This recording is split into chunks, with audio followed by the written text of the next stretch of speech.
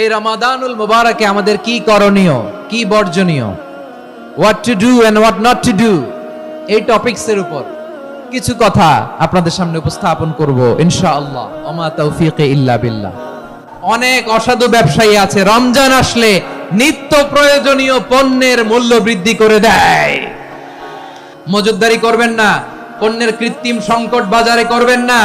আপনি লাখ টাকা কামায়া ভাবছেন যে রোজাদারদের কষ্ট দিয়ে ধনী হবেন, এমন রোগ আল্লাহ আপনারে দিবে, কোটি টাকা দিয়েও আপনি হাসপাতালের বিল পরিশোধ করার ক্ষমতা আপনার হবে না।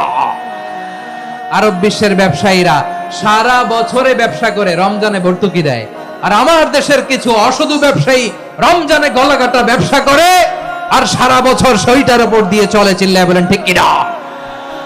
রমাদানে একটা নফল করলে ফরজের সমান সওয়াব, একটা ফরজ করলে 70 থেকে 700 গুণ সওয়াব, রমজানে উমরা করলে হজের সমান।